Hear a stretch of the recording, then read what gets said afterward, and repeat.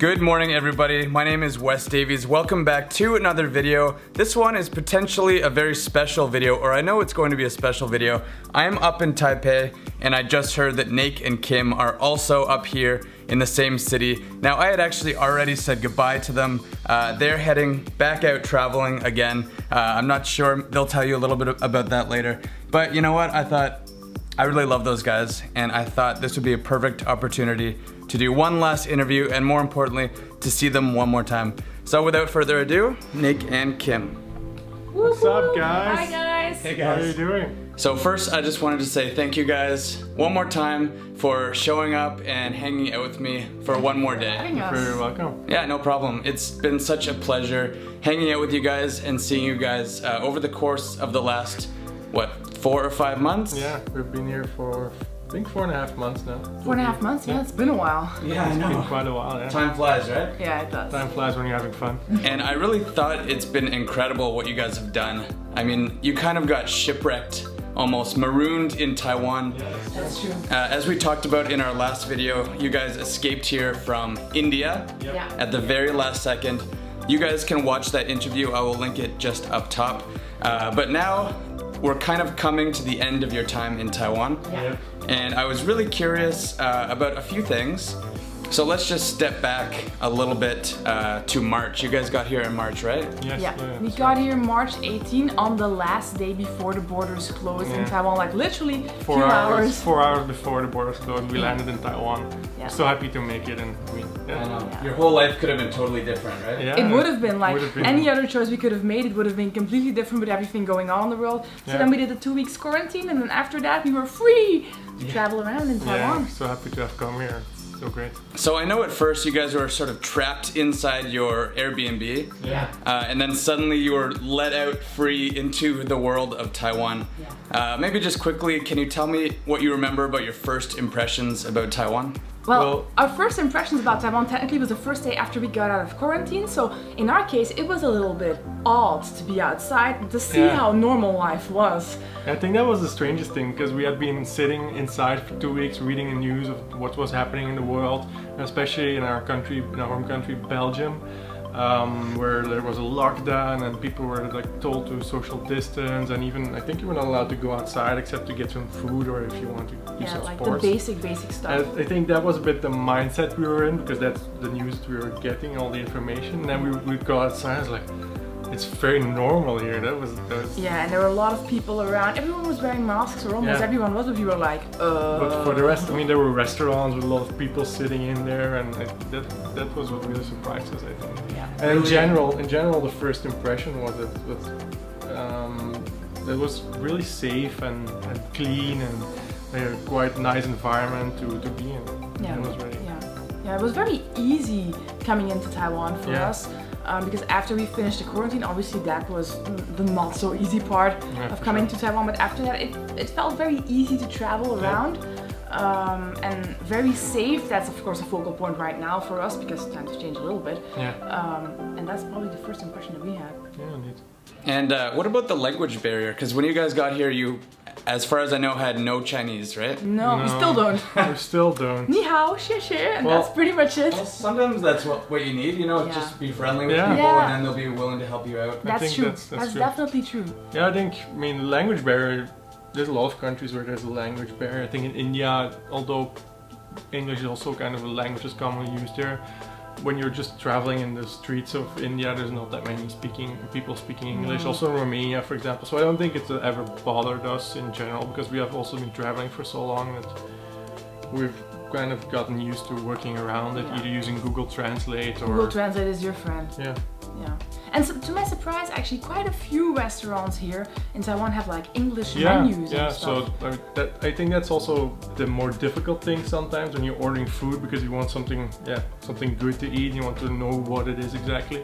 But a lot of restaurants here have English menus, or you point at stuff. Or you just point at stuff, or use Google Translate and try to figure it out. And it's pretty amazing, I mean, just hearing you guys talk about, now you know, like, oh, Taidong and Penghu and Taipei and Kaohsiung and Tainan. You've really done it all. I mean, you've almost circled most of the major tourist areas in the island. I think we've been to pretty much all major places. I think we haven't been to Lanyu, and we haven't been to Taichung.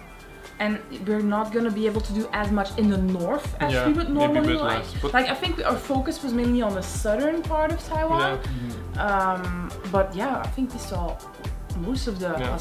I think we saw a lot more than most tourists see when they come to Taiwan. Or even some locals. Yeah, a lot of people have commented on our videos that we have even seen more than they have, because yeah, I can understand if you have a holiday and you want to travel, that you travel outside of your country and maybe a bit less. That's what we do as well. Yeah, because you always tend to think that your own country is not that special because you've spent your whole life living there. For example, when we were in India, it was the same. We met people who lived in Delhi, which is very close to Agra, where the Taj Mahal is, only 1 or 2 hours away, and they told us they'd never been to the Taj Mahal. If you live right next to it, that's really that's baffling, basically. But so there are a lot of people who told us, you've seen more of Taiwan than I have, and I've spent all my life here. Or oh, now that we saw Kending or Opungu or whatever, I've never been there in your videos. Now that we've seen it, we're gonna go there as well. Yeah, that's also what we got a lot. A lot of people told us, and after seeing that you went to Kending and how beautiful it is, we decided to travel there. So it's really nice that we can inspire more people to travel in and around Taiwan, and even lots of foreigners have been commenting like, when things open up again, I will definitely go to Taiwan. So. Yeah. What has been one of or some of the most moving experiences so far?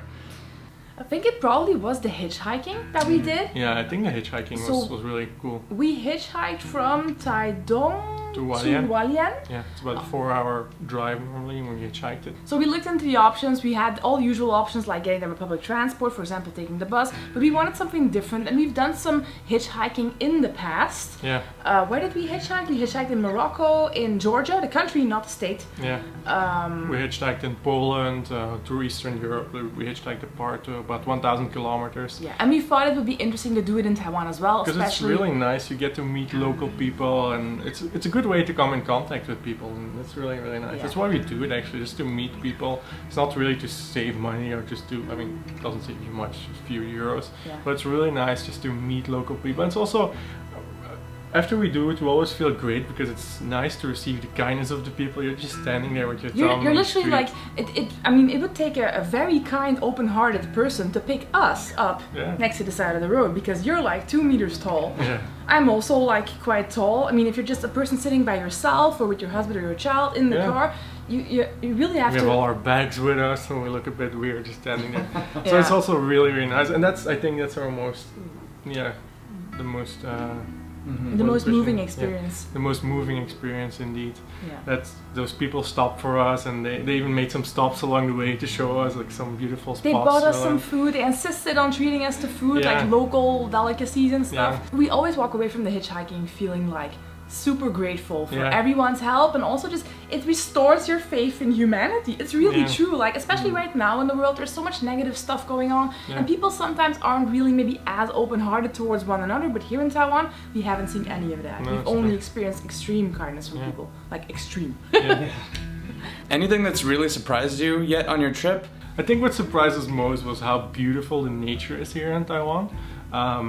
We really didn't expect it, because when we looked into some of the things that were to do, we saw some of the beaches and cities, and of course you have Taroko Gorge, but in general every place or city or whatever you go to, there's always beautiful nature spots. In Kaohsiung you have the Monkey Mountain, and Kending, beautiful beaches, Taidong you have the rice fields, and also Green Island, all that stuff, and that really surprised us, just the sheer diversity of the things here. Well, Taiwan is not, it's just fairly small in terms of fairly small island. It's about 3 or 4 times the size of Belgium. Belgium is super small, so it's not so it's not really that big, but it really packs a punch for the size it has. That was, I think, what surprised us most. It's also something that, as Westerners, I think Taiwan is a fairly popular holiday destination within Asia, but I think most Westerners, like for us, for example, us Europeans, we don't really know that much about Taiwan. We didn't know that much before coming here. And even when doing some research, the obvious highlights are always there, like going to Taipei, going to Kending, going to Taroko. These are some of the things that always come back. But there's so much more than just the well-known highlights that we found when we were doing research. Yeah, and there are literally beautiful views here around every single corner. Wherever we went, we were like, how is this even possible? I mean, and that's why we also did a couple of road trips as well, like through Alishan, through the central part of Taiwan as well. So. And even right here, we're in the middle of downtown Taipei. Yeah. And let me just show you what we got outside. It's crazy. Right outside the window, right here. Look at that. Beautiful garden, and then right behind the city are these gigantic, amazing green mountains. It's really, it's almost like that in every city too. Yeah, You're so close to the mountains. Yeah.